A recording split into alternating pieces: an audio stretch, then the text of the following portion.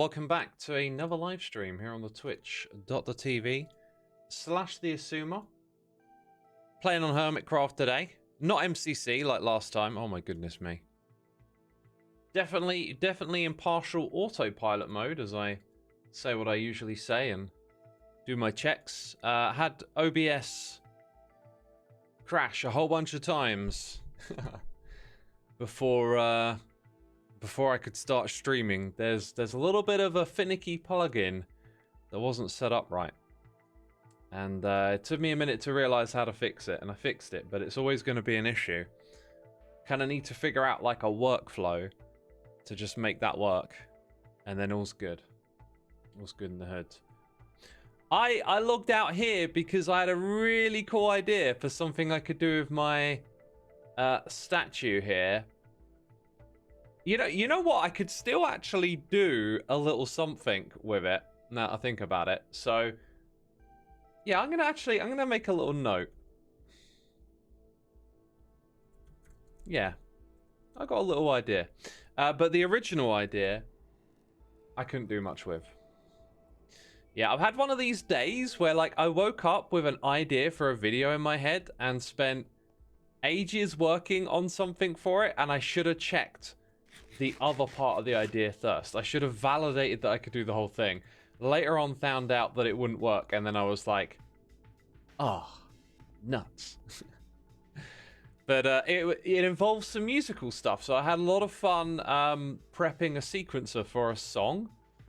So I feel like I'm going to find a way to use that at one point or another, so not a lost cause. But yeah, just today has been one of those days where I've had loads of air quotes admin stuff to do, you know, little errands and jobs, and in between it I've just focused on ideas and creativity, and like it didn't really pan out, but not everything is about productivity, is it? It's I think one thing I need to do is light this build up. I can hear zomberts. Oh my god, I'm using cheaty free cam again. Oh, we got a mob farm. Yeah, that makes sense that they would spawn up there. Yikes. Yikes. I need to put some glass up there, I think. Oh my god, that creeper's going to come down, I know. Let's go grab some glass. Let's fly away, and when we come back, hopefully the situation is a little better there.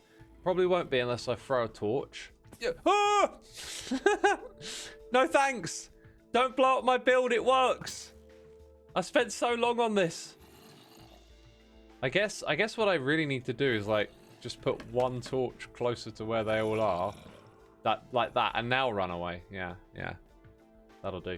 Peeps, I've got a hot cup of tea. I want to read the chat. We're going to talk about the charity today. I want to drink some tea. And we're going to dig some holes and blah, blah, blah, blah, blah, blah, blah. We're going to play Minecraft. So welcome to all the peeps tuning in. I see you in the chat. X did a scar thing. Yeah, it's very scar, isn't it? Not lighting up my build. Yeah, I haven't really thought about how I wanted to do that just yet. So we got LYJ Muji here for 80 months. How's it going? It's going all right. It's a good day. It's a good day. I'm going to put some like grey stained glass in there. That'll do. Actually, yeah, no. Definitely going to go with the glass. Is there any possibility of a Nether tunnel tour? Would you just like to see some signs? Is that the idea? I did want to help putting the rest of the signs in, but I wasn't sure how to do it, and I never got around to asking Tango. But now our nether tunnel is adorned with signs. I mean, if you see your name, thank you so much for donating. This makes a really good segue into the next part of the stream. Here's the results of all your charitable donations. I believe there is another 100,000 from the auction. That is absolutely phenomenal what this community has done, okay? Tin Hat Gat, that's just amazing. It is, isn't it? It's utterly amazing.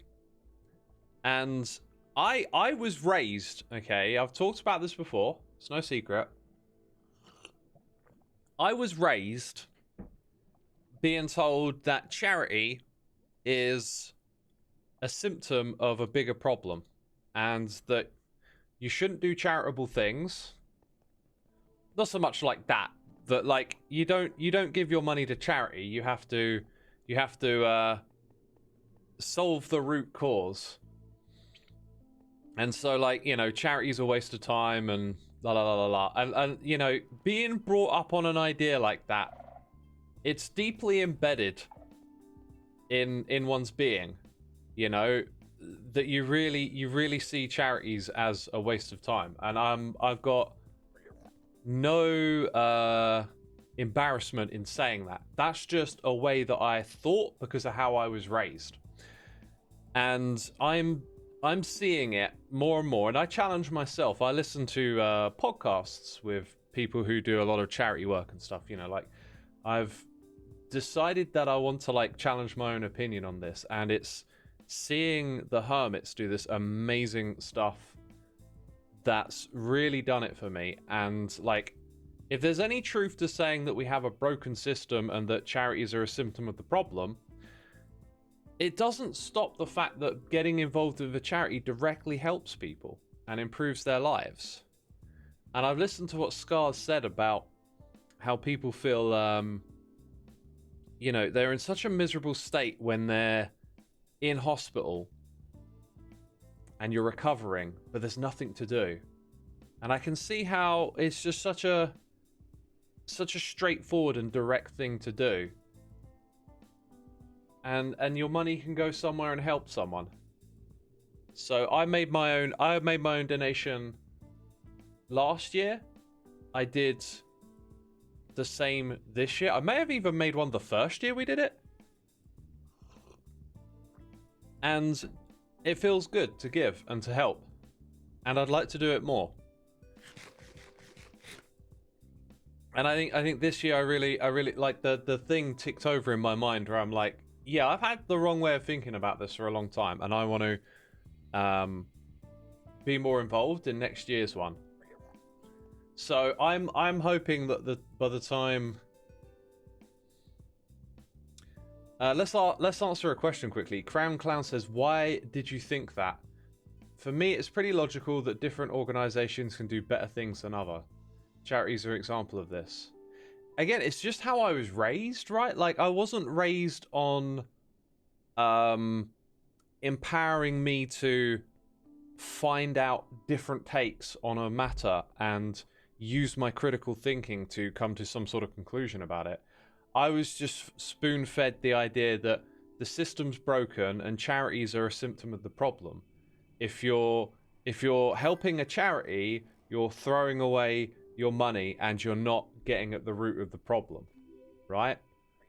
I was told that the way society is organized is the problem. If it were organized correctly, we shouldn't have the need for charity because people's needs would be taken care of. It's quite a convincing argument, but it's also incredibly idyllic to think that you can just reorganize society.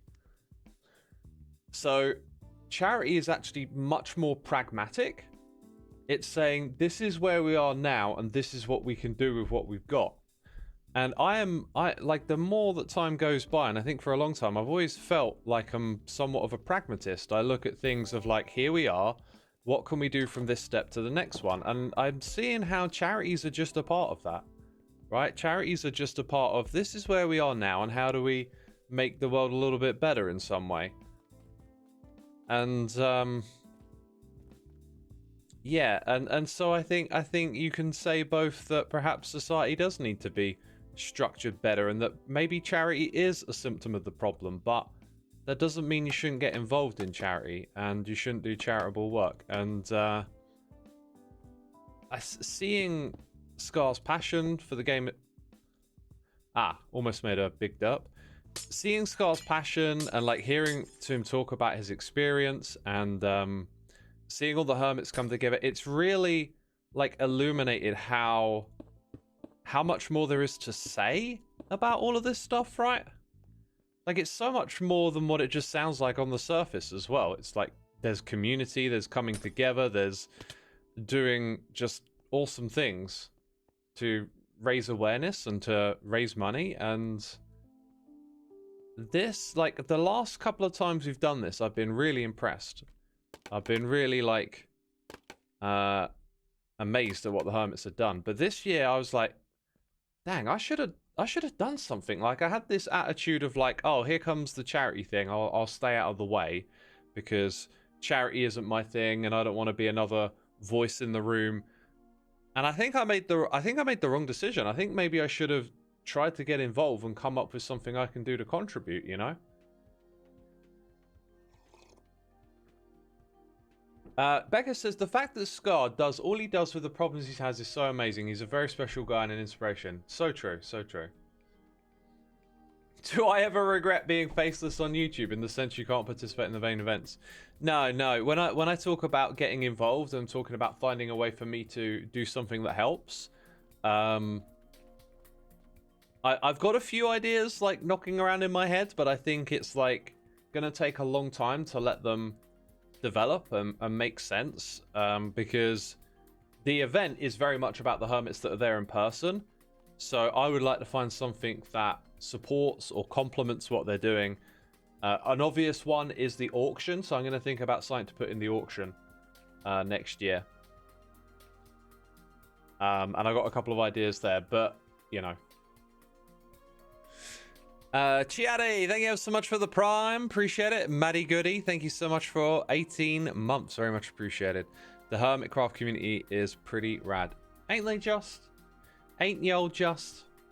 I've been very proud to have been a part of this community for such a long time. I don't like using that word pride. There's some human emotion words that I don't like, but I don't think there's another word for it really. It's got to be pride. Yeah, quite a bit of pride for what Hermitcraft has become. And even in its origins, before we did this charity stuff, we always had a kind of, you know, like non-sensationalized, a group of like pretty level-headed people providing just a warm space to come together and enjoy something. You know, it was never a place for anything wild to happen. And I feel like collectively we've given a lot of like maturity to our audience, you know, shown held ourselves well and shown the way to be in some regards in terms of our values and stuff that we collectively share. But then this charity thing just takes it to another level now, you know. You loved the music room this year. Jono was amazing. I sat for ages just listening to the music. Yeah, I loved it. Every time it was on the main feed, I really enjoyed the music room. I thought it was super cool.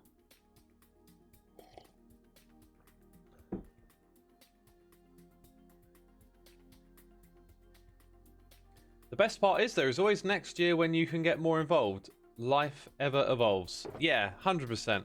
I'm always a forward-looking person, and that's the way to think about it. It's like, okay, yeah, like maybe the ball dropped in my mind a little, like late.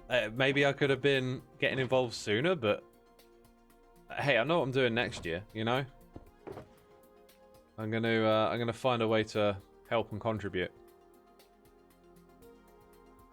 Right, I'm grabbing some iron bars because what I've been doing, by the way, is I've been digging out big spaces around the redstone contraptions, and I want to create a kind of like way to walk around and look at the things, right? There's not a lot of space between these two here, I've just noticed, but I think that really matters too much. There'll probably be some overlap.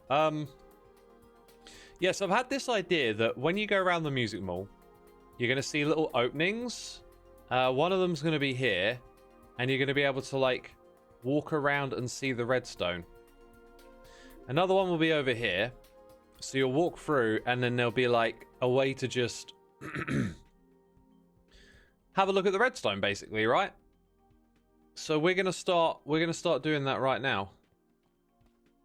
I don't know what the door to this thing is going to look like, but currently we've got these like free wide spaces. I really can't picture what this will be, because the door is usually like, you know, one. Maybe it's just one little door in the middle.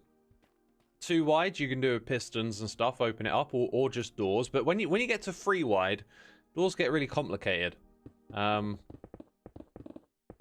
You know, you put 3 doors in a row, and they look odd. Ah, here's a good point. I think I kind of wanted this to be a little bit higher up. Not sure. Let's go to the other end. Like those watches that show the mechanisms. Always love those. Kinda, like, yeah, this is just going to be like a place to walk and look, is sort of the general idea. That's kind of what I'm going for. Tin, Hat, Cat, thank you for 3 months. Appreciate you, my dude. Yeah, thanks for the support. I think pride in oneself can sometimes turn into arrogance if you are not careful. Finding that balance of pride and humility can be tricky, says Bell Steven. I think you're onto it. I think you're onto it. Because I'm not proud of myself, right? Like, I'm proud of the Hermitcraft community. Obviously, I've had my hand in helping build that in whatever capacity. But, like, the pride isn't in myself, you know? I'm a very... For someone who sits here and just, like, talks, I'm quite a oddly not too egotistical person in terms of, like, what do other people think of me, or, like, what's my status in the world. I'm very, like, content with doing things for my own internal motivations, which is often, like, inspiration, creativity. Like, I don't need validation from other people. At the same time, I can't help but wonder if, you know, there is a validating effect of being a content creator and having people tune in. So, like, even though I don't think I'm that, I could still be that in some way, if that makes any sense, you know? Where do we want to stand back here? A little bit higher, maybe? Like, I don't think I want to spend too much time overthinking how this is going to look, I should also say. Because I am very capable of doing that. There may also be, like, a whole bunch of measuring, and then I start putting in rules about, like, the pathways and stuff. I think I've got to avoid that. I do know that I kind of want them to feel like something on the side, so I'm going to push them back by, like, 3 blocks like this. Yeah, I like the idea of going up round the corner here, actually. But, yeah. Soulside Eclipse physical CD vinyl exclusive to the charity would be so cool. I would be open to that because it's for the charity. However, I kind of don't want to do the Soulside Eclipse thing. Like,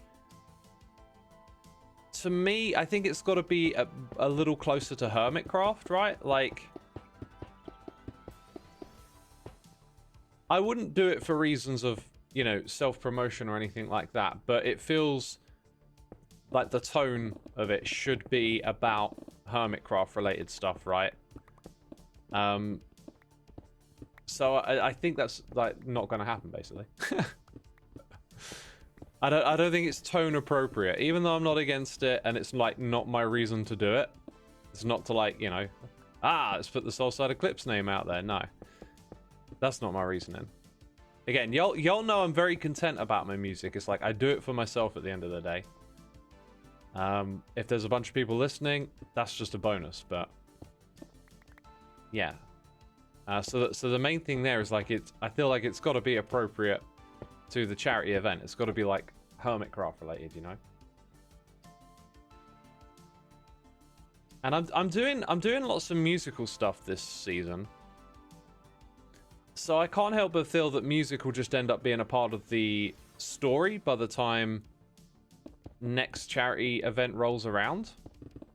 So there will probably be, like, a whole bunch of, you know, like the vinyls that we've made the custom textures for, like, those could be 3D printed, or something along those lines. That there will be a bunch of stuff that I will have accomplished at that point in time that I think would be easily turned into something for the auction. So that's going to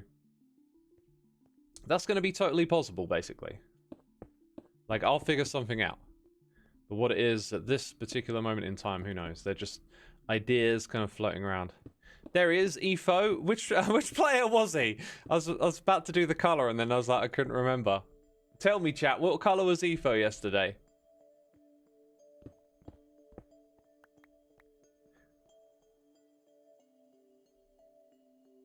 Some of you are saying pink and some of you are saying blue. There wasn't a pink player, so like...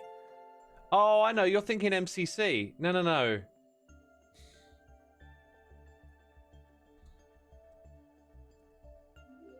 I call him Bluefo.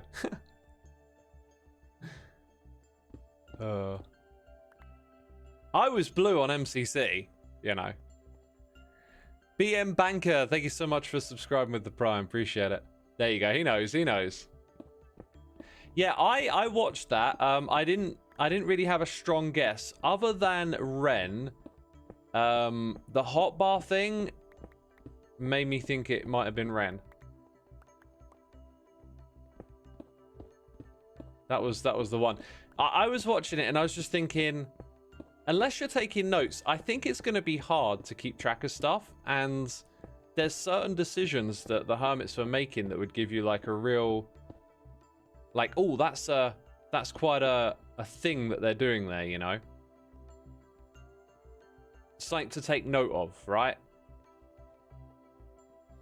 This is a great view, actually. Like, part of me's thinking, oh, you need to see every little bit, but I think that's not the point.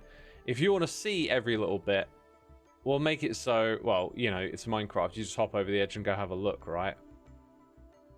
So that's going to be possible. Yeah, this is a nice idea. I really think it's going to flesh out the experience of coming here a lot more, because not only do you get to interact with the musical experiences we're creating, you will also be able to go look at the redstone. You thought Ren was me. Well, if you'd have used your noggin a little, you maybe could have thought, hey, X was in it last time, and Zed's probably gonna switch it up a little bit, right, and keep it varied.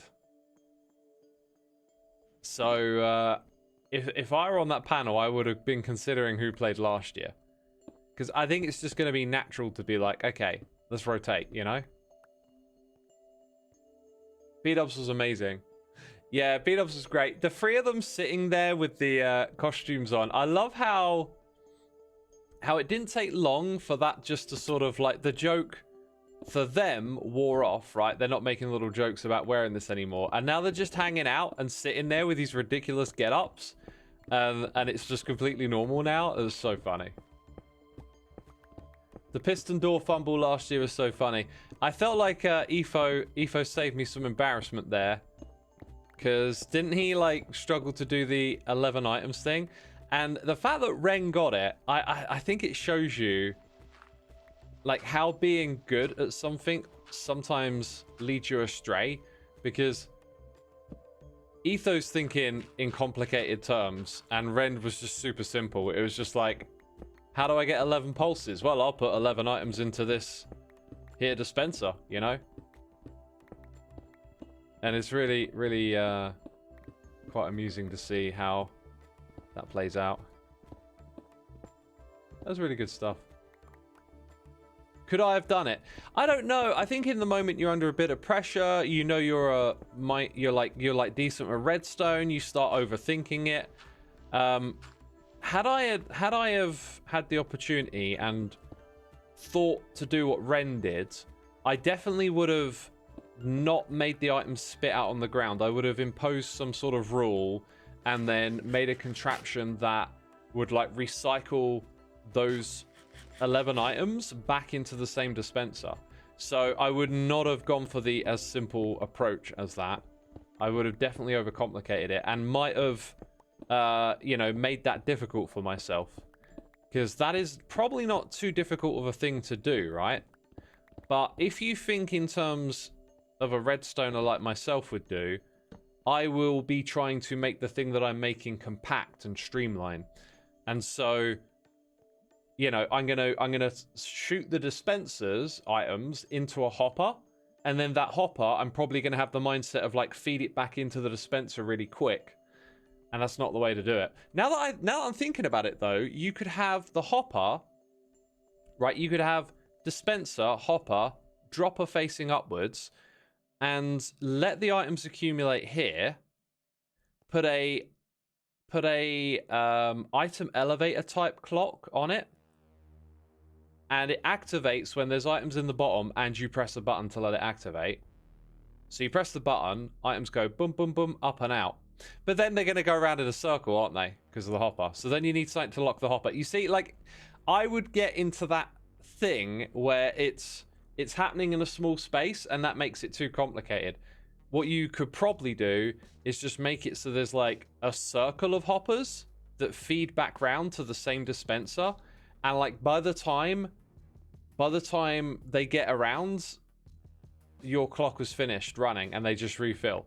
You know, like sometimes doing redstone in a kind of air quote sloppy way, or like, you know, simple using lots of blocks way, actually just gets the job done quicker. And then when you're trying to make things compact, you're introducing all these like edge cases and rules, and you're making things kind of harder for yourself. That's a very common thing to do with the old redstone. How did I do this here? So like the symmetry part of the brain kicks in. I want 1, 2 before the end. Wolf House, you're gonna go have a very difficult talk with your dad. Best of luck with it, my dude, whatever's going on. I hope it works out. B-Dub's wearing pink. Etho wearing pink, B-Dub's in the sink. When was B-Dub's in the sink? I know he went in the bin.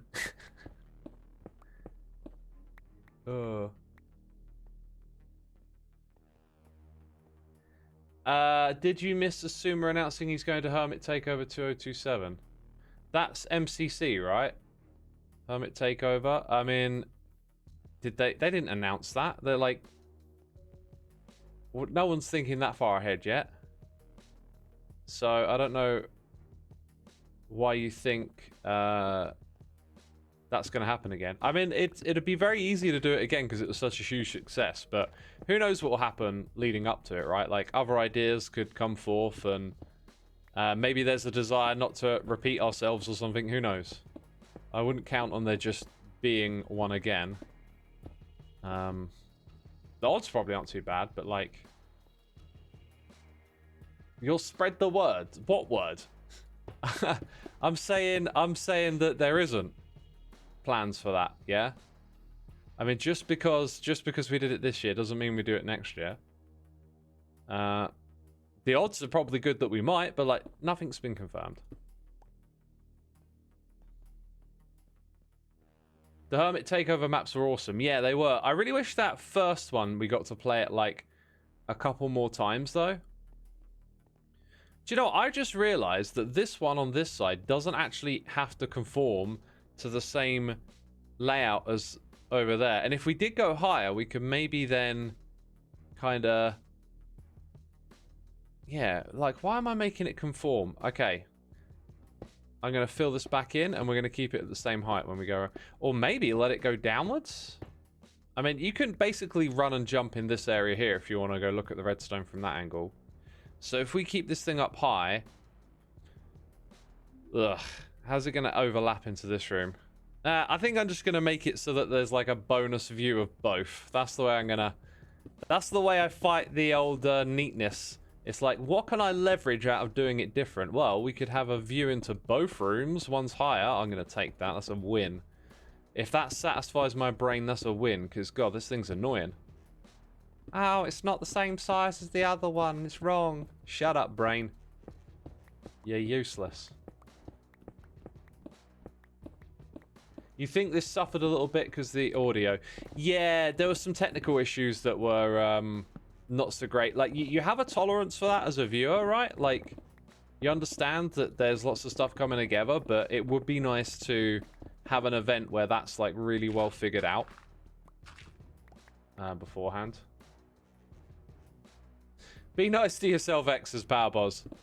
I'm trying. I mean, I'm sort of half taking the mick, and there's a bit of truth to it, but I take it in good stride. Like, I am trying to fight these sort of weird evenness impulses that emerge from playing this game. It feels like such a waste, yet there's such a strong pull towards like doing things symmetrical, and it just takes time to get away from it, I think.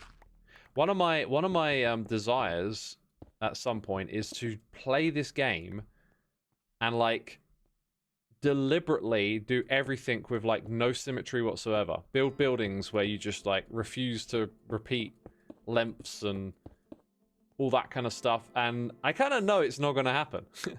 You can imagine it, right? Like it's just going to be kind of ridiculous if that actually happened. I just can't picture myself doing it, but I would like to challenge myself to somehow at some point.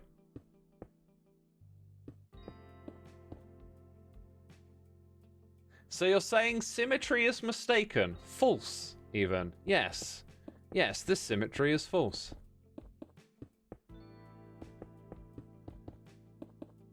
Okay, so that's how it's going to work on this side. You just get to have a little look at over here as well. That's really kind of cool, actually, that we've done that. And maybe at some point in the season I'll come back round and decorate this stuff. For now, I'm just keeping it clean. It's like all stone. I just felt like I'd be putting a bit too much on my plate if I start trying to make this look super pretty. Congrats on the 1 mil, says Ram. Thank you. I mean, it's really all the hermits. I say it over and over again. Like, it's their event. I haven't really contributed much to it. But I am, you know, deeply inspired. And next year you will see me getting involved, I think, for sure, you know. Oh, is this thing? Nah, 2 wide's right. Yeah, okay, 2 wide's right. Right, I think I'm gonna get rid of this little bit here as well. Just make the again, that neatness thing, make the ceiling a little neater.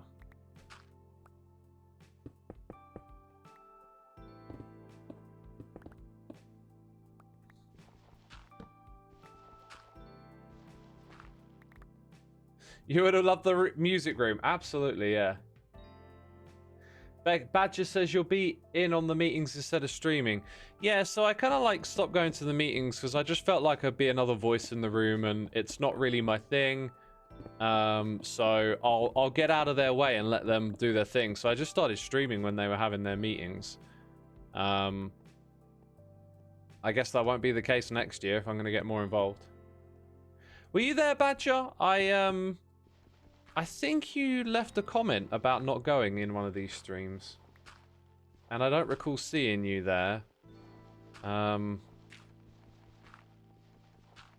I think about it, like I don't know who's who. Like there were people like filming and who were clearly like part of the production team, but like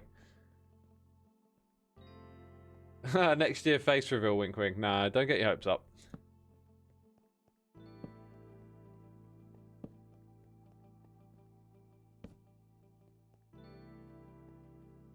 It was great seeing Pups help out as well. Is that Puppy's Tummies? That's Skiz's wife, right? Okay. Okay, I think I know who that was. Yeah, I think I recognize them. Was she helping out with the EFO cake? That was a really funny segment. It's really interesting how such simple ideas can translate into like really funny things. It's just like the actor cutting stuff in half. It's like among friends that becomes really quite funny.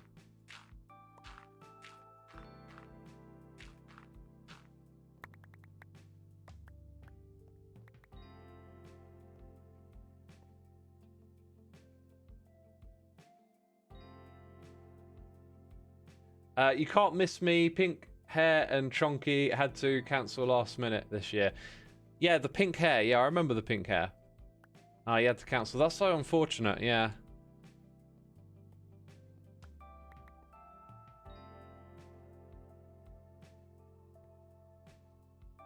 It must have been interesting from your perspective to see how Cleo being there went. Not that interesting for me. I'm pretty settled on this whole, like, I'm not going to be a content creator IRL person, right? Like, I have to, I'm going to sound like a broken record, but I just have no desire to, like, cross that boundary, right? I'm very happy that I made the decision that I made.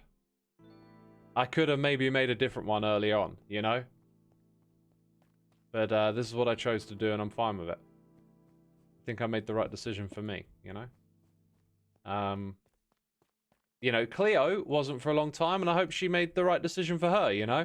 Everyone's different, aren't they? There's no one thing for everyone.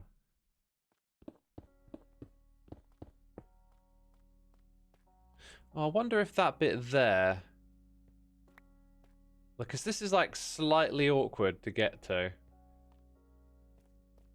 And until I figure out exactly what I want to do with the thing. I could probably, like, hide it a little bit if you... Let's experiment. We can always experiment. Because if you just sort of take a direct turn to the side here, then you can get to where you want to go. Just head down this bit. I reckon there's enough space just to hide this a little bit. That's a bit unfortunate. Maybe just cut that off a bit sooner or something. I'll figure it out. Yeah, I think that's going to be where... You see, if I put it over here, then you do this, like, big U-turn around the whole thing, which no one wants to do.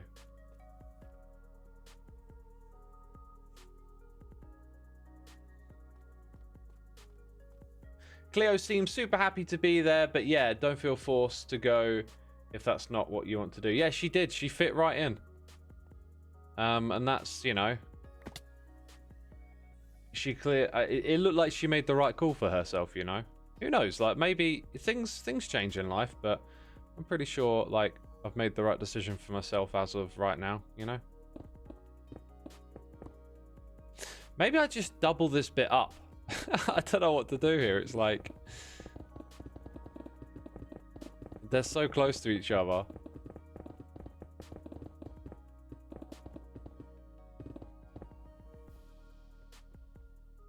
Because then that one's going to turn the corner and go across that way, isn't it? Right? So we've got like a bit of a weird double-decker thing going on here.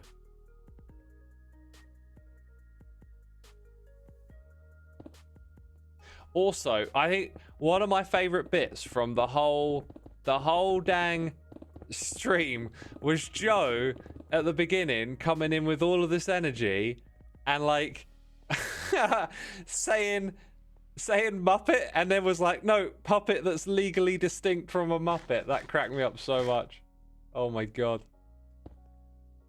Oh my god, it was so funny. Someone should clip that bit. A Juppet. I thought he said puppet. But it was the whole legally distinct thing that got me. Because there's definitely some sort of like copyright thing there.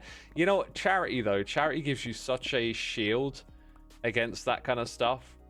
And I mean, I say rightly. I don't know if there's like much more to think on this. It just sort of intuitively makes sense. Like if you're selling a product, right, and it's similar to, like, who's really big on copyright? Disney? I think Disney are really big on their protecting their copyright. So if you're selling like Mickey Mouse shirts, uh-oh.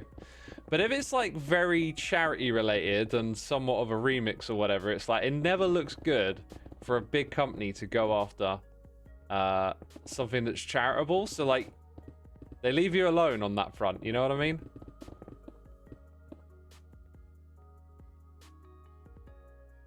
Copyright infringement, but for charity. Yeah, when charity's involved, you get away with it. Because that's bad PR.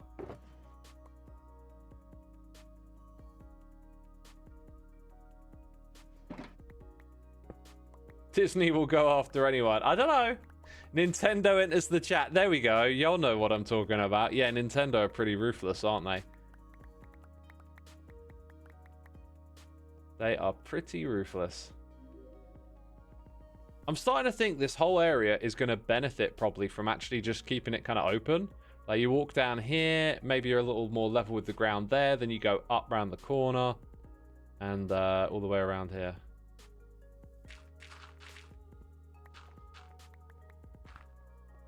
Nintendo is wild with copyright. They are. I think they're still pretty rough on Let's Plays and stuff as well, which in this day and age, I don't know.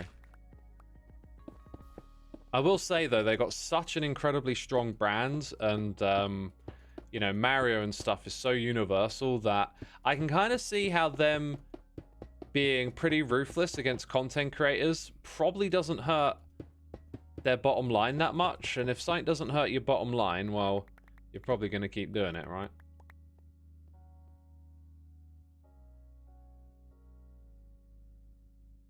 Your band couldn't use the mouse on your travel shirts to go play at Disney. That sounds a little wild. Like, what, Disney were going to have you play at Disney? Wainbow, 25 stream streak if you want to line up a tour today, Wainbow. I'd be more than happy to do one. Maybe if Scar references Star Wars, then Disney won't care. I could almost see it going the wrong way there. I could see it like... Scar gets in trouble over something, despite being a huge Disney fan.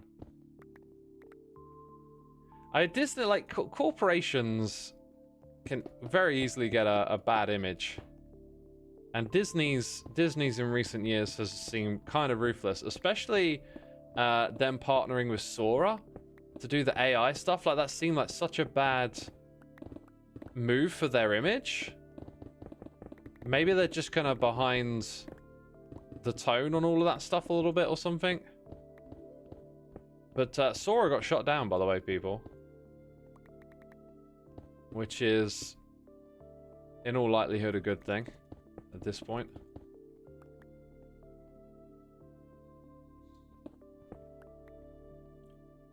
Sora by OpenAI. Disney struck this massive, like, multi-billion-dollar deal with Sora to let OpenAI generate videos using Disney... IPO isn't the right term. IPO is initial public offering. What's the intellectual property? Just IP. I'm adding an O. I'm adding an O and confusing myself. It's just IP, isn't it? That's the one. So yeah, they were going to let Disney IP be used through their Sora video generator. Such an odd move for Disney, but I think it's a sign of greed, maybe. Greed in a corporation? What? Huh?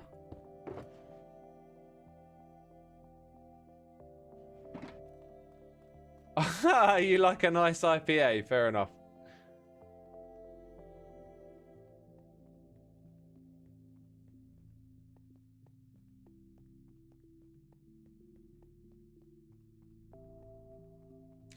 That was so stupid, yeah, says Snins. Yeah, to me it just felt like a really weird pairing up. It's like, wait a minute. Like, shouldn't the artist, like, because you would associate, I think, Disney on some level with artistry, right? Like, even if they've got their brands and they've got these like timeless characters and stuff, don't they want to like protect that against generative stuff? Like, Disney is a source of creating the stuff that this generative content is, well, generating it from and generating a discussion about, is it theft, is it this, is it that, and you would think they would end up on a particular side of that conversation is what I'm getting at, and yet it's like, oh, they went the other way, okay,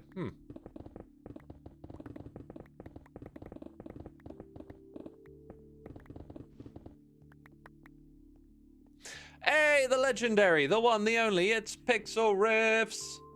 Coming in for 96 months. My dude, you're going to be in the dungeon. Oh, crazy. X, congrats to you on all the hermits on the charity event. Hope you enjoyed your MCC too. I did, man. I heard what you said before you left, and I really appreciate your words, man. Spot on. I'm sort of in the camp of you, Pixel. I haven't gotten too involved. I was chatting to my stream at the beginning, saying that like I've been a viewer, I've been watching the hermits do all this stuff, and I've been amazing. But this year, the ball really dropped for me and changed my attitude towards charity, and I am just beyond inspired. And next year, I'm going to be more involved. I don't know what that means, because I'm not going to do the IRL stuff, but if I can help them more. I kind of took a passenger seat. Not even a passenger seat. I kind of just took myself out of the equation with them doing all they needed to do to get ready for this. I was like, I'm not going to be another voice in the room, because I'm, you know, not even going to be there, and charity isn't really my thing. But like, I've had a total, I think, a bit of a U-turn on my thinking on that stuff. Anyway, I appreciated what you said. You articulated it very well. Rex says the ball dropped for me too this year with the Oliver King Foundation. I do not know what the Oliver King Foundation is. Tell me more. Pixelriff says I was really happy to be involved with the stuff they needed me for, like MCC and the D&D auction items. Yeah, man, it's great to partake in it all, isn't it? What were the D&D auction items? Actually, no, I think I do remember seeing what... Yeah, I saw... The word resin just popped into my head. Like, does it... Am I right in thinking it has something to do with resin? Is this something related to resin in there? Yes, chat is telling me. There was resin dice. See? Something stuck in my little head. Something got stuck in there.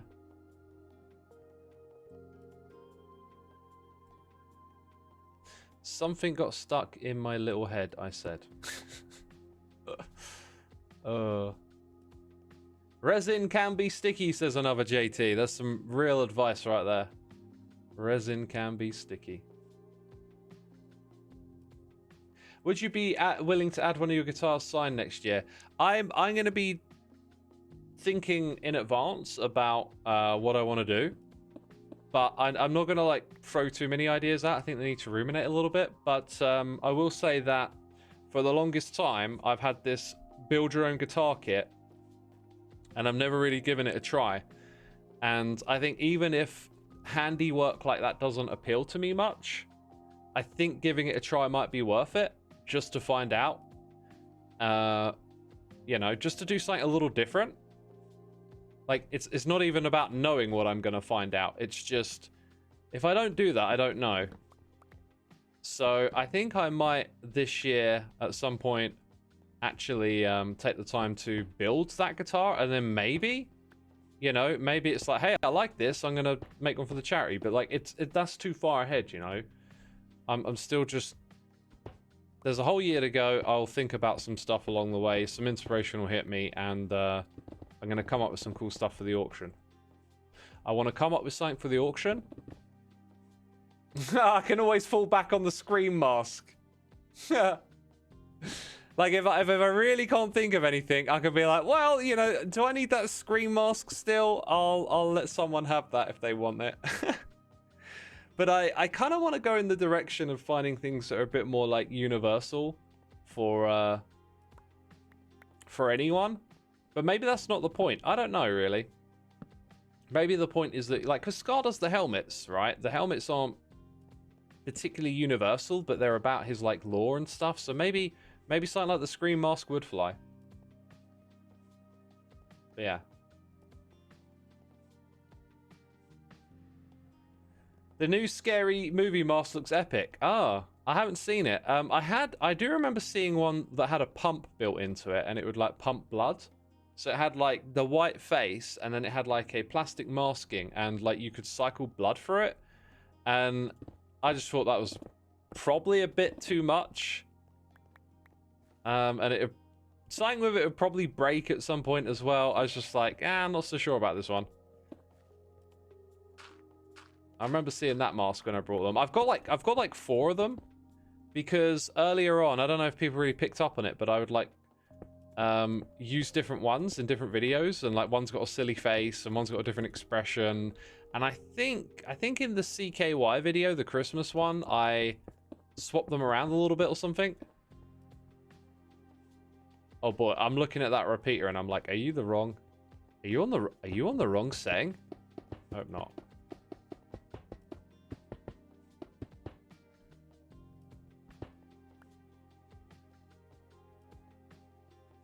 Okay.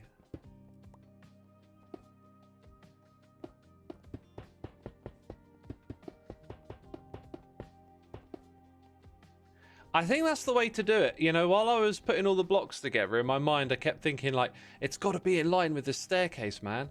And it's like, does it? Does it have to be? No. We don't need to go under. Actually, look. There's all. Okay, look, we do need to go under here. However, this one's supposed to be the tour for that side. I don't know what's happening anymore. Like the better way to go is, I guess I can change this again. Oh my god, everything's changing all the time. Well, we'll build the entrance to that area from over here because that makes more sense.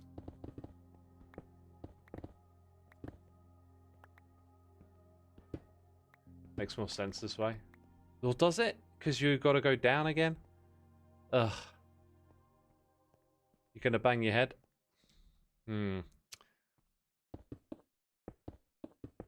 It just lined up nicer on the other side, didn't it, to go have a look? I think I'm just going to have to accept that you, like, go through this little door, and it's not all about one contraption. I could possibly put, like, little signs and stuff down to explain what you're looking at. That might be a clever little idea. Oh, well, it is what it is. I think we've got to embrace it. Stop trying to be super neat about everything.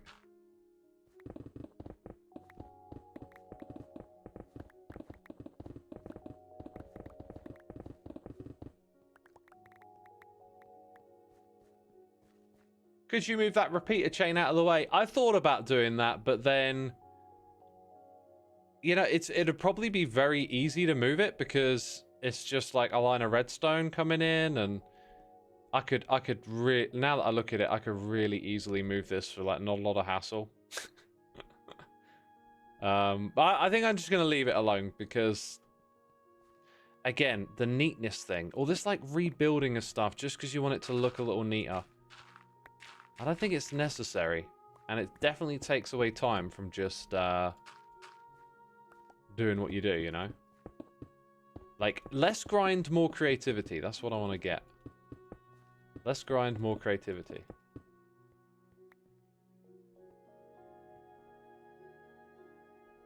You really want an auction of the vinyl Hermit Gang and the Nilium song? Well, I'm going to have a ton of musical stuff done by this time next year. I think me doing something with music and vinyls makes a lot of sense, so there'll probably be something we figure out, right?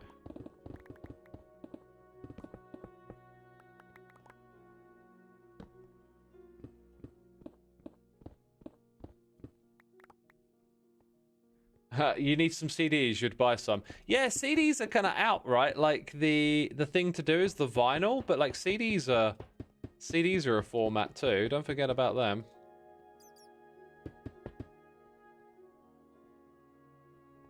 This is kind of great having these little redstone walkarounds. That might be what I call them, redstone walkaround. I got to think about like putting the name on a sign and like how do these doors look when you go to them. Cassette tape for the win. Hey, there is cassette tapes are in.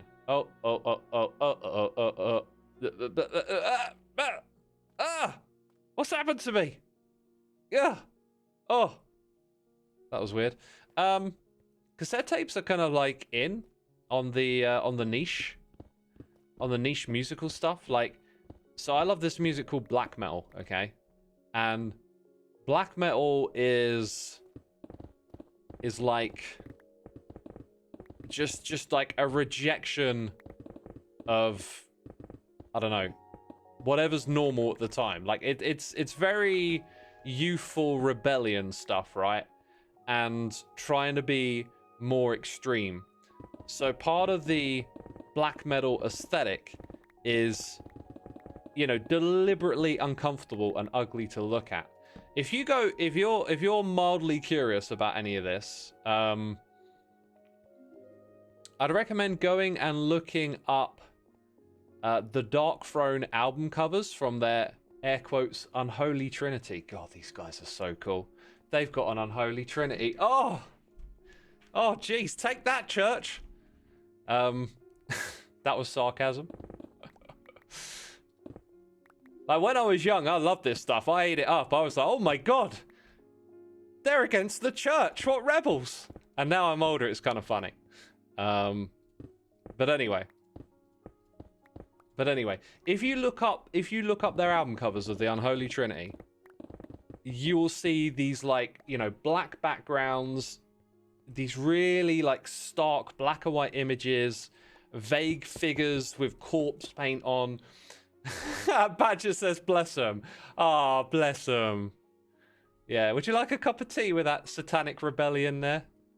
Leave me alone, mum. That kind of thing. Okay, anyway. What were we talking about? Cassettes, right? So, I think when black metal happened in the early 90s, cassettes were probably just the way to get music out at the time. But since then, they've become a medium that's been forgotten about. But, you know, the kind of aesthetic of these old cassettes, and like the artwork that they had, that black metal artwork, it's just got a real kind of vibe about it. And so in these sort of niche musical scene of like black metal today, and Dungeon Synth does it a lot as well. I've noticed some bands that like kind of do like retro metal. If you like power metal or sort of the sound of the 80s, there's bands that like really heavily focus on that kind of aesthetic and sound, and you can find them on Bandcamp, and they're like small little bands, and they'll release things on cassette, right? And they're like collectibles. I mean, all these obscure Dungeon Synth and black metal artists I listen to will periodically release cassettes. And, you know, who's listening to it on a cassette player? Probably not even the people buying them, but it's like this nostalgia thing of that 90s black metal aesthetic and like recreating it for this new music scene. And that's what they're doing.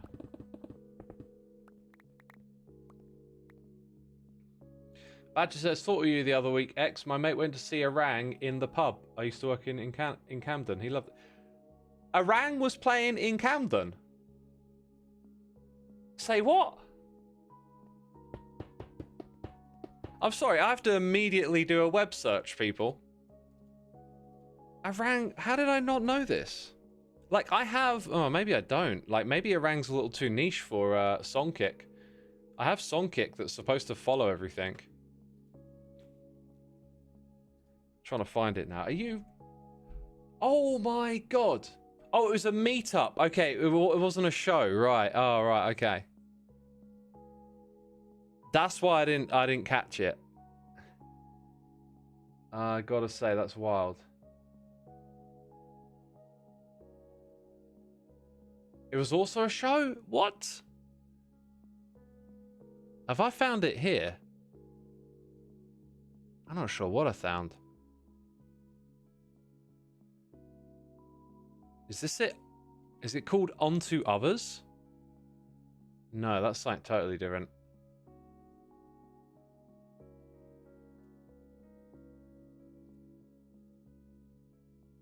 Maybe if I add like Dungeon Synth to the search, it might find it. Oh my god, wait, no, that was 4 years ago. Okay. I've got the search term for you, Badger. Sorry, people, I will get back to Minecrafting. I have to know. I have to know. I'll tell you what, I'll say I can't find it, so I'll save it for after. But thanks for letting me know. I'm going to figure that one out. How did I miss that? Oh, God, that feels like a punch to the gut. Oh, my God.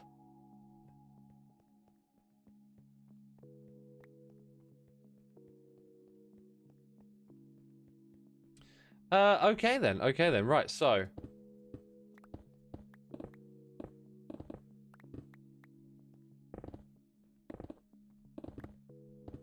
Gonna dig out a little staircase here, I guess.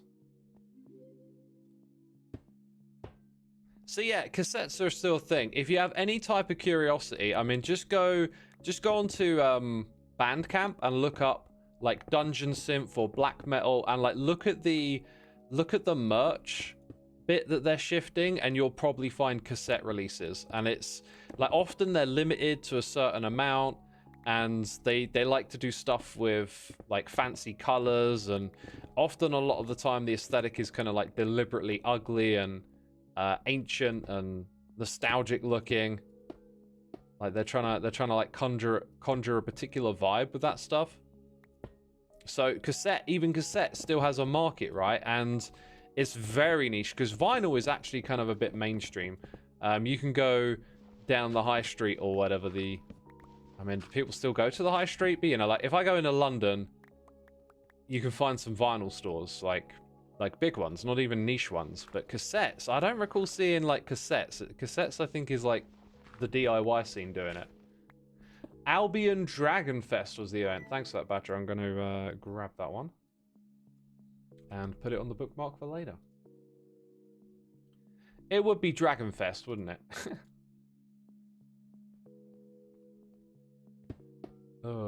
What a great name. Wow, what a great audience. Yo, 3 piglets in a coat. Thank you for 34 months. We've also got Yeet Kitten here for 2 months. Yeet that kitten out the window, someone said. I don't know why I did that. It's terrible. Thank you for subscribing. Okay, let's go track that. See, I just made a really bad soundbite, didn't I? I just made a terrible, like, out of context soundbite. Yeet that kitten out the window. Xisuma hates cats. Says someone on the internet after they saw that one clip and didn't think about it for half a second. Extremely sarcastic streamer makes remark about throwing kitten out the window. Oh, such controversy. Oh, that was it. Iron bars. So I actually digitize analog audio. The persistent cassettes, and now the vinyl resurgences stress me out if I think about it too hard. How so? Is that... Why would it stress you out? Is it because it takes away work? Or something else?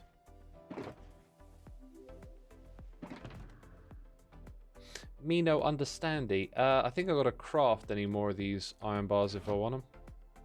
You can pop if you want them. Okay, let's go do that.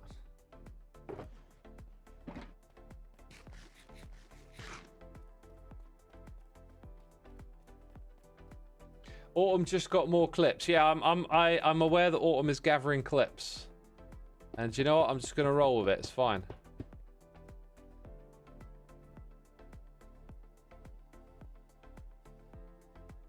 I almost feel like maybe you want like another path to go down the bottom, but you can just hop over the edge and have a look when you're in this area, you know. Just wonder if I made this bit a little too high. Unless you have a good view into the place.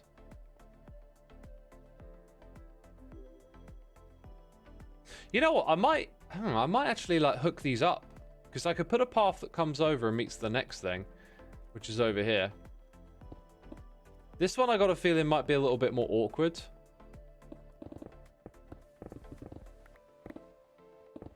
Not sure entirely how I'm gonna lay the thing out here. Definitely needs lighting up more though.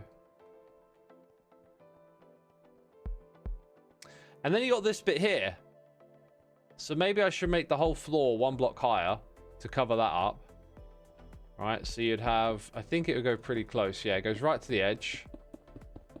Goes round the corner like that, and then, yeah, it's got just about enough width to hide it. Okay, we know what we're doing next. Let's go do it. Let's go do it. Yeah, all of this 1 block higher, including this bit. Yeah.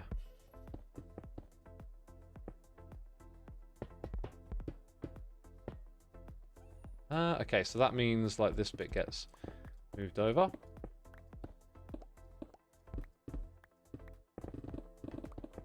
How tall is this thing again? Like 1, 2, 3. Actually, I think the ceiling would be there then.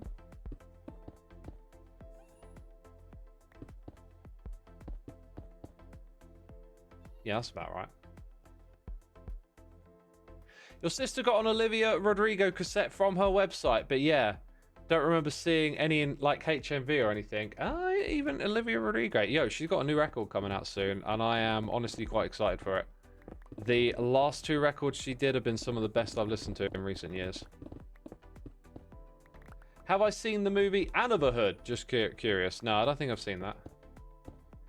You own a record player and a cassette player that you still use, and you love the Spectrum with the tape deck for loading games.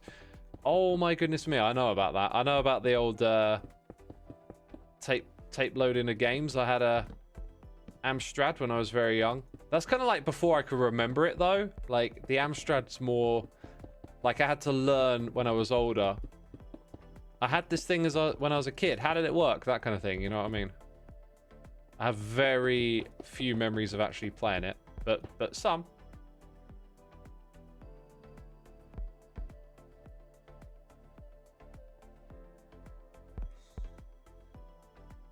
You're doing an Avatar marathon for your birthday with a friend. Awesome, enjoy it. I unfortunately didn't really get into the Avatar stuff. Couldn't particularly tell you why. I don't know. I don't even remember what I thought of it. I just remember watching Avatar and not being that into it. Sometimes it's just like that, isn't it?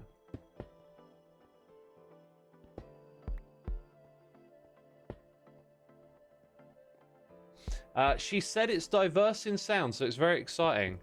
Yeah, it'd be interesting to know if she considers her previous records diverse or not, because something like diverse can be pretty, like a pretty relative term.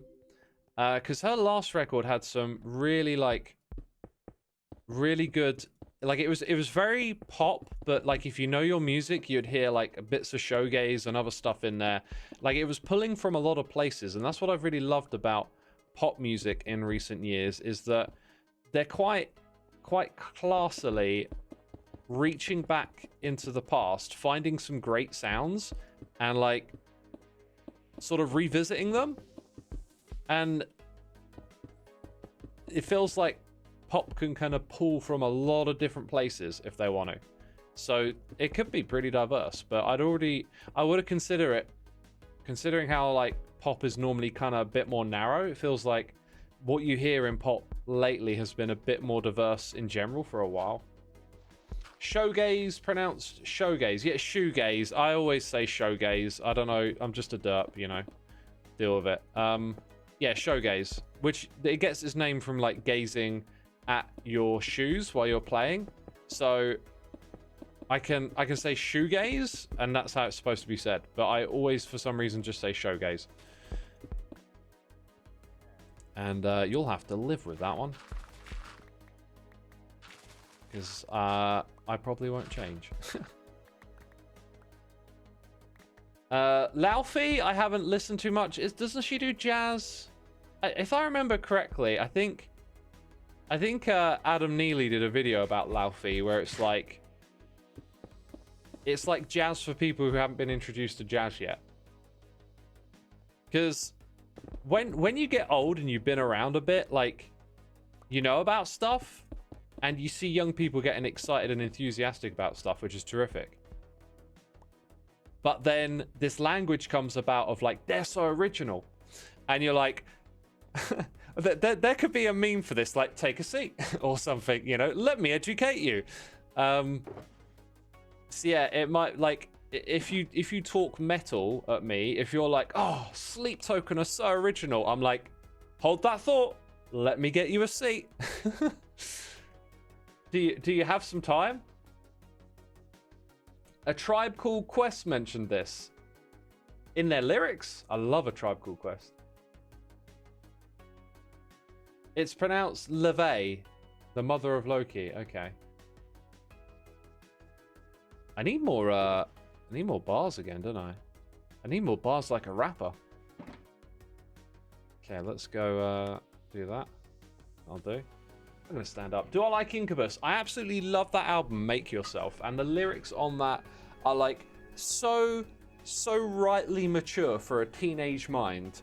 And I feel like all of its positive messaging and maturity, although I love the lyrics and sang them, I kind of feel like it went over my head at the time. And I go back and I listen to the Make Yourself record, and I am like, these lyrics are really good. And I thought I knew what they meant at the time, but I didn't really. And I kind of wish I'd figured it out, but okay. You know what I mean?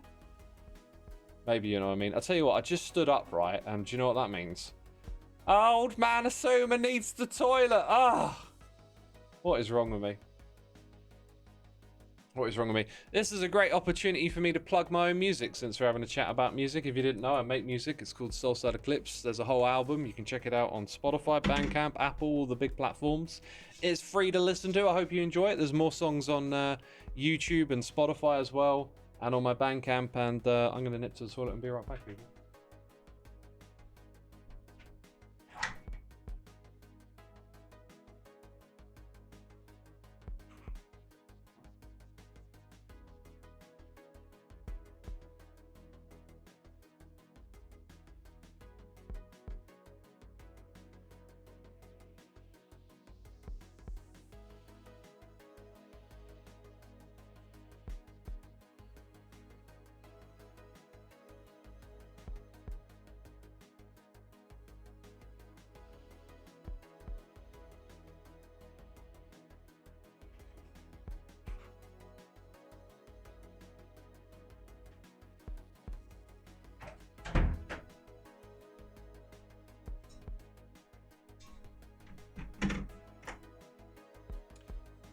All right. Autumn says, yeet that kitten out the window. You heard a loud fart. Oh, that's interesting, because I was not in the room, so, you know, unless it traveled. Except I didn't fart, so, you know, I'm off the hook. Oof. Okay. Whatever you, maybe it was you. Can you imagine that? Hearing a fart and then realizing it's your own. Oh dear. Oh boy, that doesn't sound like a good... That sounds like getting old right there. You think it was the door creaking? It is a very creaky door. Yeah, it's a very creaky door.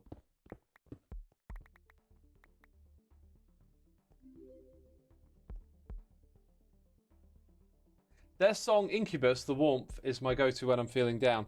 I think I know that one. I unfortunately with Incubus, I'm kind of like stuck on Make Yourself and a few songs around that era. I never went too much further than that.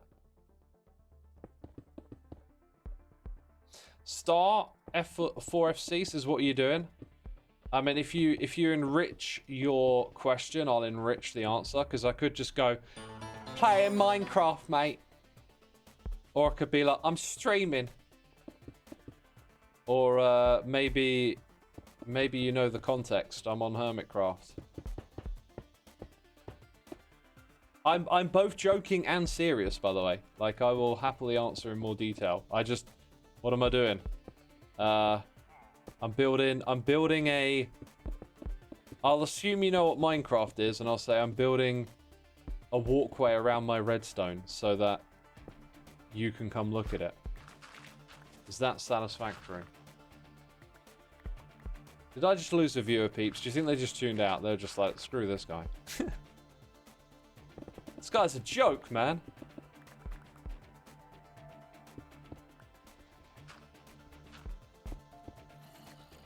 Rainbow says I'm breathing, question mark. I hope you are. Gosh. Did I see what Bring Me Horizon announced today? Did they announce that they finally brought me it? Because I've been waiting for a long time. What did they announce? Please enlighten me. Minecraft, is that a movie? Well, it is, yeah. It is. That's a good point. Minecraft's a movie, so... To all the movie lovers out there, go watch it. And there's another one coming out. What did I watch? Jack Black. He was in the Super Mario movie. I watched that and I was like, that's Jack Black's voice. He's in another big movie. I think part of my brain was like, he can't be in both, and it's like, well, yeah, he can actually.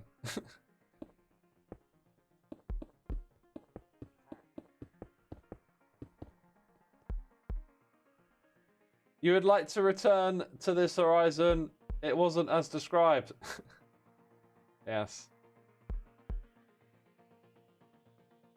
Where is the reply to that?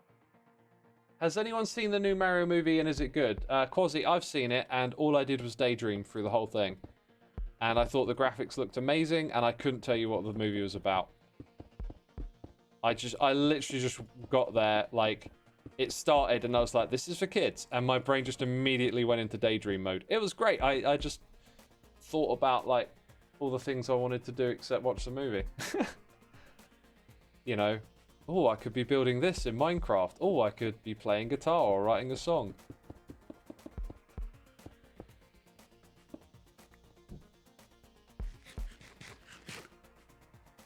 Digital Chaos says, that's illegal! I did it right, didn't I? It was that one, wasn't it? Excuse me. Mouth burps. Ugh. Oh yeah, I kind of want to make all of the ceiling stone as well, so it's nice and clean in here. So I guess we'll take care of that while we're jumping around here like a buffoon. Where's this Bring Me the Horizon news? I'm counting on it. They're doing a re-recording of Count Your... Oh, dang it! Count Your Blessings. No! No, it should have been the first EP. This is what the edge of your seat was made for. Oh. I'm not really a big fan of Count Your Blessings. I feel like it was... I don't know, it's just like... It was sort of like the same thing as Edge of Your Seat, but... It just didn't... I didn't click with it that much. I love Dragon Slaying, but man, the Radio 1 Witness the Fitness recording was just classic. Yeah. I don't know. I will check it out. That'll be interesting to hear, no doubt. But like I gotta say, not quite what I was hoping for. Well, like I said, if re-record anything, it's got to be the original EP, right? Dang. 20-year anniversary. Oh my god, it is, isn't it? 2006. Absolutely crazy year. That year will always have like quite a bit of significant meaning for me. Like, just the mention of 2006, and I'm like, that was the year. That was one heck of a year. They're performing it at a show in Manchester. Why in Manchester? Why not Sheffield? You know? Don't know why I'm critiquing them for picking out Manchester, but I am.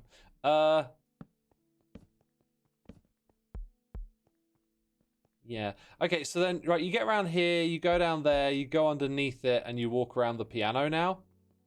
And then that brings you back to this bit. So I might make some sort of connection here. There's space for it. And I was kind of thinking that when you come through here, like going down there immediately feels a little bit redundant. You need a bit of space here, and then you need the iron bars, I think. Yeah, that's the way we're going to work it for now.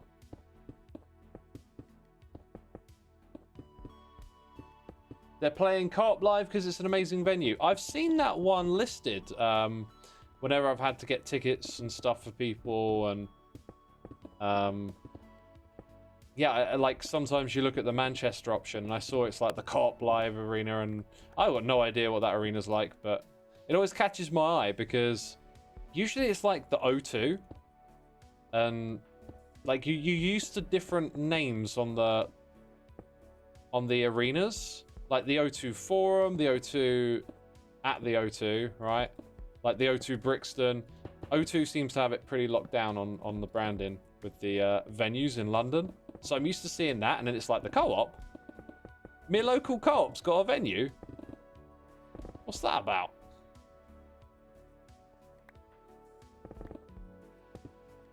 Hey, if it's amazing, that's awesome.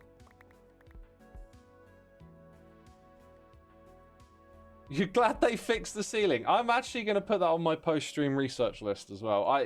Every stream we end up with a list of stuff to look at after the stream, it feels like.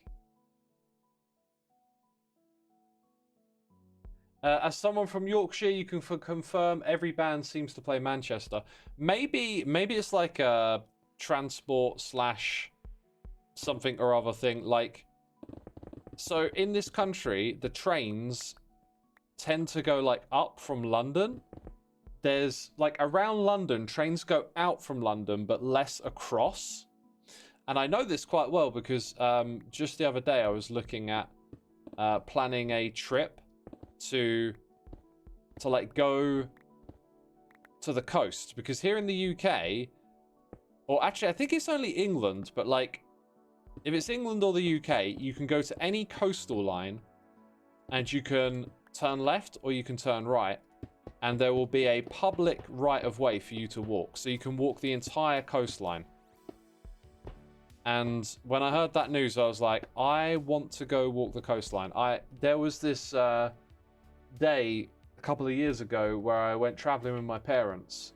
They like going to National Trust and English heritage sites, and I went with them, and we're like driving down this coast going to one place after another, and the next one along wasn't too far, and I said, you go in the car and I'll meet you there, I'll walk. And it was the absolute most beautiful day. The weather was gorgeous and the sun was shining, the wind was blowing. It was just perfect, and it was the most lovely of walks. And ever since, I've got to go for a long walk down the coast someday. You know, like a 10-mile walk or something. So I'm planning that with a friend, and I'm looking at the rail network and seeing that I mentioned a moment ago, that the rail lines are all going out from London, and like to try and go across to the coast from one place to another, there's not too many options. So there's only like a handful of ways to do it efficiently. Otherwise, you're going to be on trains for like 3 or 4 hours. But then when I looked over towards Yorkshire, I did notice that some rails there go across the country a bit. And maybe that's why. Maybe it's like Manchester is like the London of the North, and so, you know, like the traffic, the way the trains are set up means that you're going to pull people in from nearby through the train network. I know you can drive, of course. It's just, you know, transport works like that sometimes. That strong transport links influence where events happen. Liverpool to Scarborough line is great, says Badger. Interesting. Interesting. I know I can get a train from like London to Chester, which is kind of near Liverpool. I've done that a few times. Chester's a really cool place to stop at. Really cool place to stop at. Just did a 14-day coastal walk in Portugal and Spain, and it was amazing. Wow, 14 days of walking.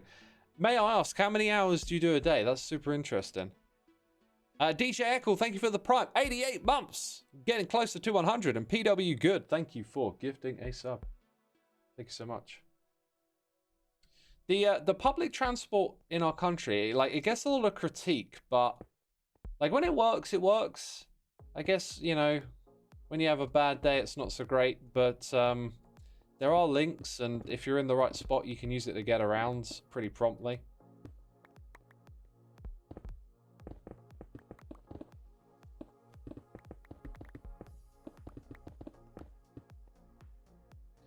Walking 80 kilometers on the weekend. Dang, that is a lot to do over 2 days.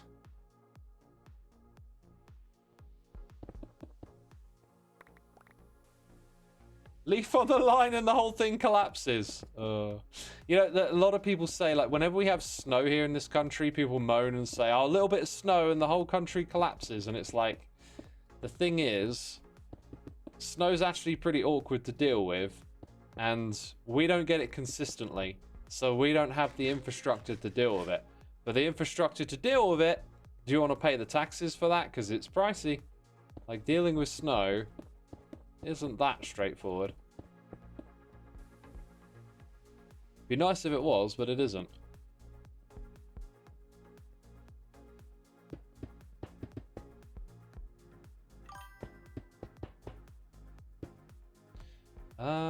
This next bit, yeah, we'll dig it all the way back, I think. So that's gonna go like here.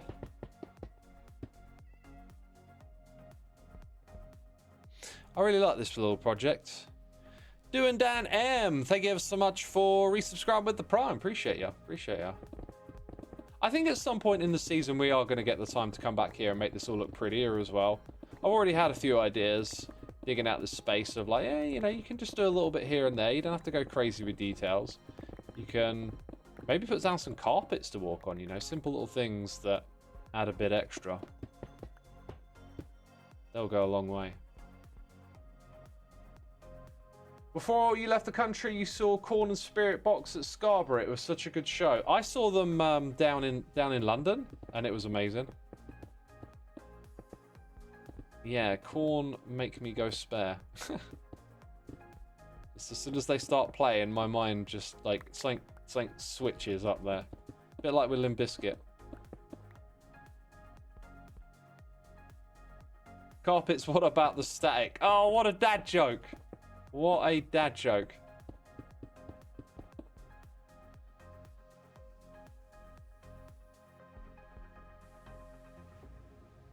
Absolute dad joke. Corn and Spirit Box was a great combo to watch. Yeah, a little bit of old, a little bit of the new, right? I enjoyed it.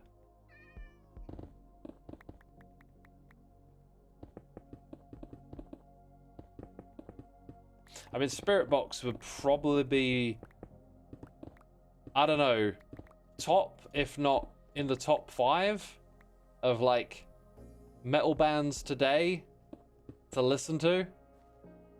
Like, who's the best of modern metal? Most exciting? Most interesting, maybe?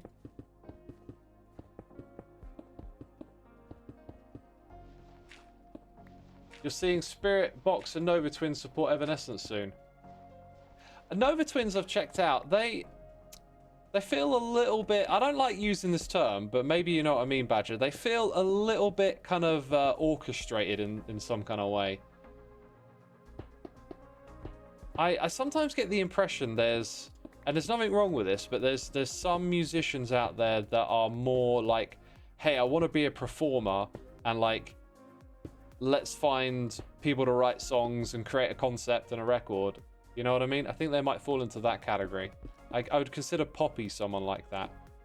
And again, I don't think there's anything wrong with that, but it kind of affects the music a little bit when it feels like it's maybe a little less driven by one person's direct musicality, you know? It's a bit forced. Yeah, that kind of thing.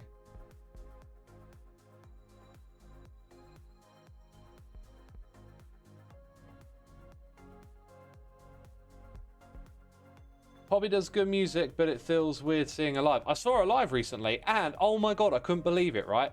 I saw my mate, like, the next day, and I was like, what have you been up to? And he was like, oh, well, you know, I popped down to London, didn't I, to see Poppy? And I was like, dude, I was literally at that same show. And then we started chatting about, like, where you stood, where was I? And we figured out that we were probably in quite close proximity with one another when leaving. And just didn't spot. But hey, that's how it goes sometimes. That's how it goes. Too many cooks in the kitchen. Kind of like that. It's just like, you know, like, let's take a band like Korn, for example. They feel like, as a group, they're a personality. Like, they are expressing something together as, like, lifelong friends.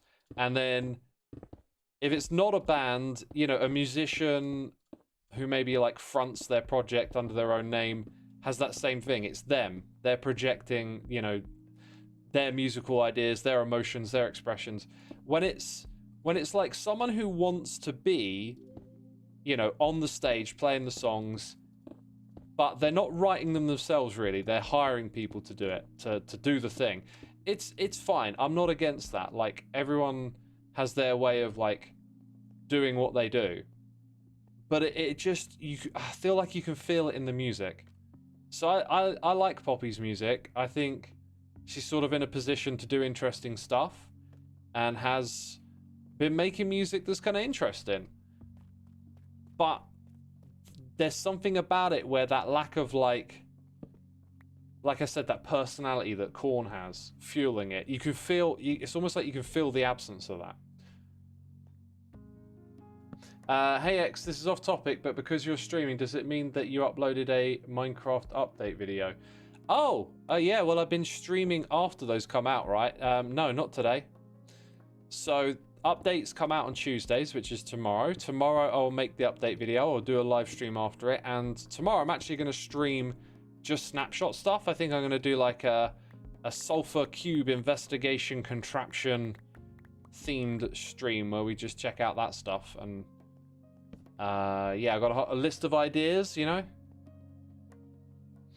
Feels organic or authentic, says NF Crips. Yeah, pretty much. Like, there's less of that authenticity. I wouldn't say so much inauthentic.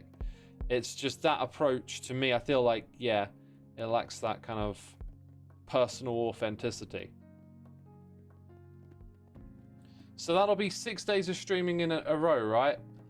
Has something like that ever happened before? Yeah, I've done like a whole month in a row in the past. I think maybe the Skyblock series that we did was daily for like over a couple of months. I mean, maybe I missed like 1 or 2 days here, but yeah, I've definitely done stream streaks. Kind of like your advice on becoming a content creator, you should feel that it's authentically you. I completely agree. Yeah, creating content should really come from yourself and your passion, and it shouldn't come from a desire to be a content creator. To like look at content creation and think it's glamorous, because it's kind of not. Like, you have to, if you're going to succeed at it, you really have to be it. And if you're not it, you're signing yourself up for the worst job ever. Like, you have to be a complete madman to do this stuff, you know? The Factorio streams, were they daily as well? Probably. Probably.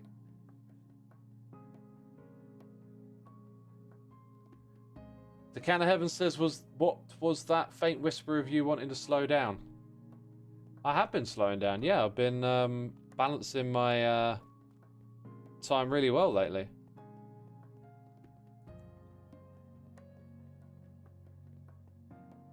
So this one here I made too wide. I might make it a little bigger just to match everything else, I'm thinking. And then when you get over here, it's still too wide. I don't think it needs to come out as far as this bit.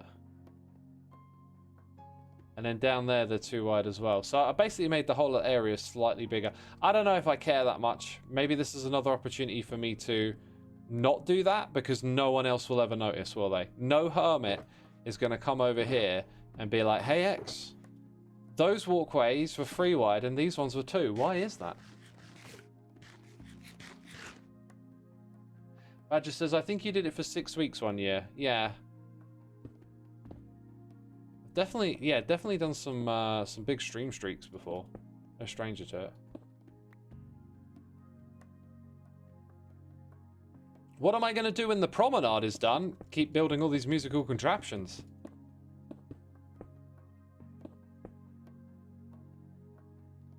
Oh, that goes too far. That's why. That's why that's confusing.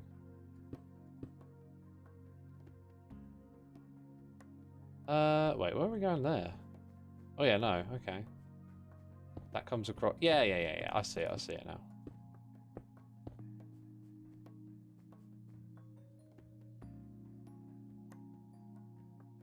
You know, now that you said it, every hermit will. I'm assuming you're referring to the walkway width. I don't think anyone will notice. It's commonly referred to as an OCD thing, but I think that language Maybe needs a little bit of reevaluation.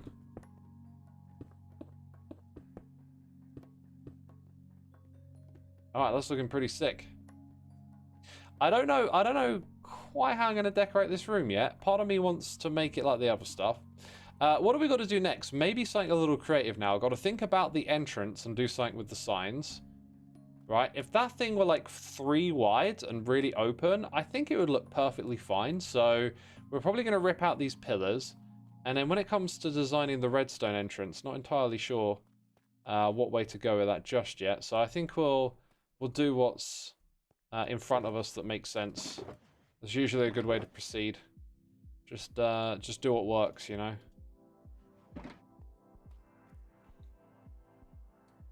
Autumn says, every time I see the back of a lectern of the piano, you think of Xisuma. Oh, you see the back of the lectern? What's special about that? I'm not sure. Oh, the splash from the green bulb. You thought it was a creeper, yeah. Yeah, they're just there popping out in the distance like a creeper would, right? Right, I'm gonna save myself a walk and just cheaty on my way down here. So it's all planks up here. That's how we do it. Including that bit.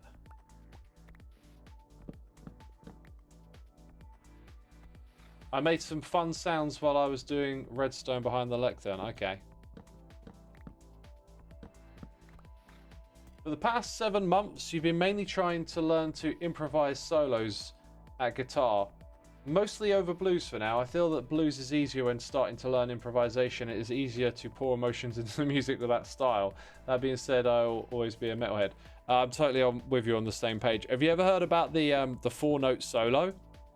If you look that up, it's basically like, you know what? I think there's actually like a website for it. It's not just like a concept. So this website has this little like blues backing track, and it just gives you 4 notes, and they sound really good together, but you can bend, and where they bend into, like, you know, if you do a full bend, you're going to 1 note above. If you do a double bend, you're going up 2. Like, they happen to sound really good when you bend as well. So it's like this little bit of the fretboard where you can just focus on 4 notes and get a lot of stuff done. And that is really good for improvising. That's like a really good way to have fun as a beginner playing guitar. You can wail away on that 4-note solo, and it sounds really cool. Oh, like it, you know, it's not gonna sound like Eddie Van Halen, Eruption or anything, right? Like it's no virtuoso thing, and it's probably not that impressive to anyone else who's listening on. But for like you playing it for yourself, you'll have a good time with that one, and it's really good if you're trying to learn as well, you know. So when you come into here through our entrance over there, you're gonna maybe wander this way, and this thing is like really opened up, which is very cool. I think we're probably going to go with a very like wooden look in here. Got to figure out where the lighting sources go and stuff as well. We got a noise in the ear. It's red threaded. Thank you so much for gifting a sub. Whoop whoop. I just said whoop whoop.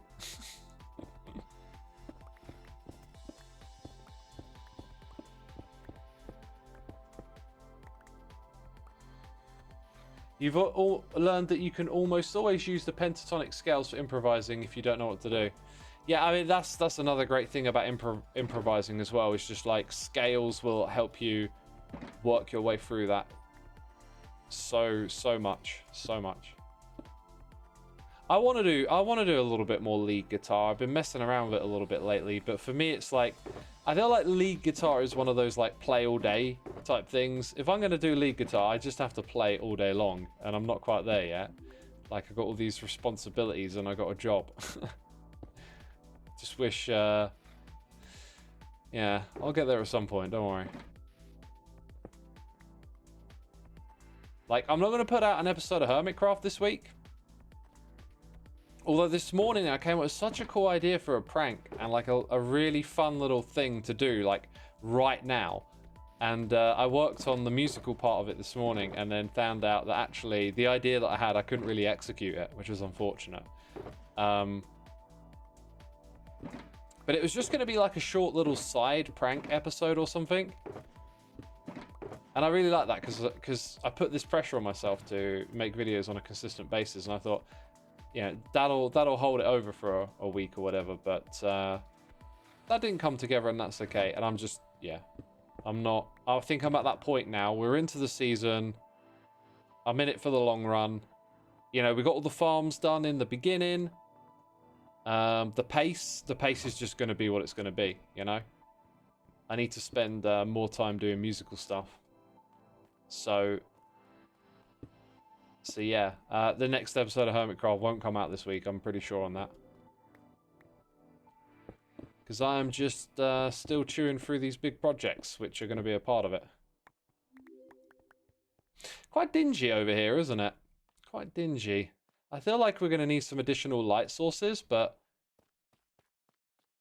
the options that we're given... See, I like this.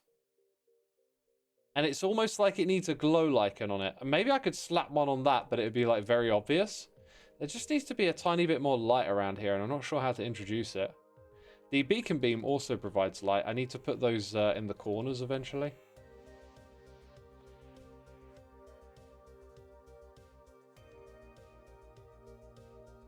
Hey, you've recently learned FL Studio to learn how to make beats. Not good at the moment, but you're going to keep grinding.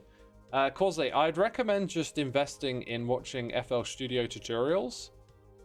Quite a lot of them tend to be geared around making beats. FL Studio is more suited for like someone new coming in. If you go into some of the other DAWs, in my experience, like a lot of them can be quite overwhelming because they're more technically oriented for technical users, whereas FL Studio is more for like the casual beat maker. So you should be able to find some good tutorial content. In the other rooms, let's think about what we did in the other rooms actually. So this stylistically matches that room. That's fine. We're probably, because we've got the piano, we'll probably do ourselves a favor using granite again, I think. I just have a feeling you create that like little bit of synergy. You see the granite with the piano. It might just naturally feel kind of right. So we got granite. I think I'd rather go grab it from the storage system at this point. Need some hermit interaction. Yeah, I've been a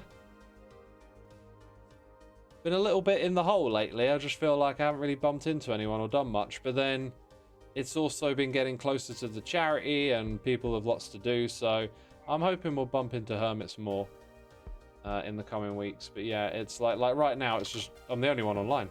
So that's that. Oh, Rainbow, thank you. I needed that. Yeah, let's do that now. I'm gonna plop this in here. Yeah, I forgot. Kinda. Well, I did forget. But I still want to do it. Peeps, here at this channel, all our subscribers are whitelisted. Well, they might not all be whitelisted, but they're more than welcome to be whitelisted on the Let's Play Minecraft Together server. This is our community server, and what we do is a little tour of each of the members' bases from time to time. So today, we are going to go check out Little Bear's East Fleet Compound base. It's a revisit. I've been here before. I immediately remember coming to this place because it was full of these absolutely amazing builds. So, yeah, if you're watching, get some inspiration. If you are subscribed, any type of subscription, gifted, prime, regular, you get access for a month. If you're interested, ask in the chat. They will show you what to do. That includes a Discord server, and, you know, it's a very active community. There's always these different community events going on, and so if you'd like to be a part of something like that, this is a great opportunity to join and yeah, just find out what the community's about. So there are so many more ships than last time I was here. And not just ships, like, this reminds me of playing Command and Conquer right now, where you get that little, what do they call it? Oh my god, there's a cool word for it. Like vehicles that go on land and water. And they drop off that construction site building. Reminds me of one of those from Command and Conquer. And look at this. Absolutely love what's going on over here. Woo! Got some fighter jets. Got all sorts of... hovercraft is not it. It's like more of a technical term. Amphibious. Amphibious, yeah, it's an amphibious vehicle. I've always loved that term. Like frogs are amphibious, right? This is seriously cool though. Is this terrain natural? That looks absolutely wild. I've seen terrain like that generate, because I think in my most recent update video at the end there was terrain like that, so it is possible. Looks very cut. Yeah, this is absolutely amazing. See, Little Bear's got like a passion and is just fully exploring it, which I love seeing in this game. And like, look how far it extends itself. All this military like base installation, warships and fighter planes. Seriously cool. And some sort of transmission between these two towers. Interesting. Because I don't think that's supposed to be power lines. I think that's supposed to give you a sense of like electricity or something, like their Tesla coils. Or maybe they are. Maybe they are supposed to be power lines. It goes all the way over here as well. This is insane. Ginger the Lily, thank you for 9... Oh no, it's a whole year. Thank you for 12 months. 1 whole year. Much appreciated. Hope you're enjoying the stream. Oh, I remember this build. So last time I was here, this one was definitely here.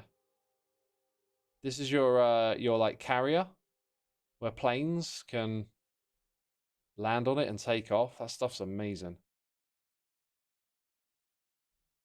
So that was here. And then how much of the other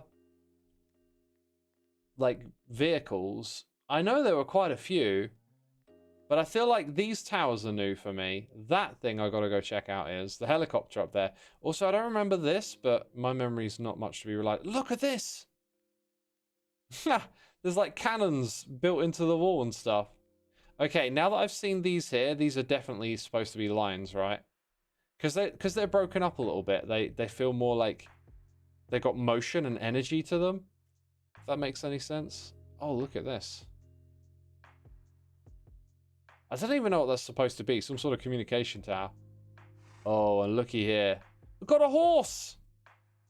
Just like real life. Horses fly planes, don't they?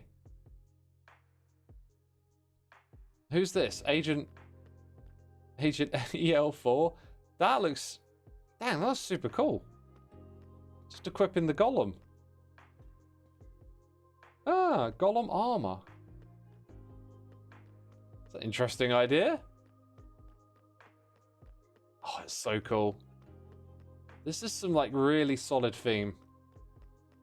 I love this style of playing Minecraft. It reminds me of like Scar and Corrales, like really just leaning into a concept and using all the different parts of the game to fully explore it.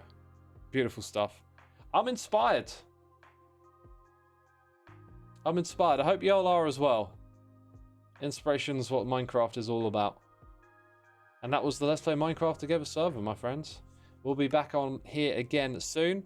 Probably won't do it tomorrow because I'm going to be doing a snapshot live stream. So for those of you that don't know, I'll be streaming similar time again tomorrow, and we're going to just like investigate as many ideas with the sulfur cubes as we can. For me though, today that's going to be the end of my stream. Going to wrap it up a little early. I was late to start because I had some OBS issues, kept crashing. But yeah, as we come to the end of this stream, I'll go find someone to raid. So just want to say thanks to everyone for your amazing support. Be sure to hit the follow button here on Twitch to catch my future streams tomorrow on the main channel. Keep an eye out for the snapshot video. Gonna raid Hypno today. Say congrats on winning MCC to Hypno. He did awesome. And I called him a pro gamer right as he fell in the lava.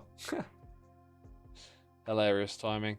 All right, that's it from me, my friends. Have a great rest of your day. Enjoy the raid, and I will see you all again tomorrow. Take care, everyone. Bye bye.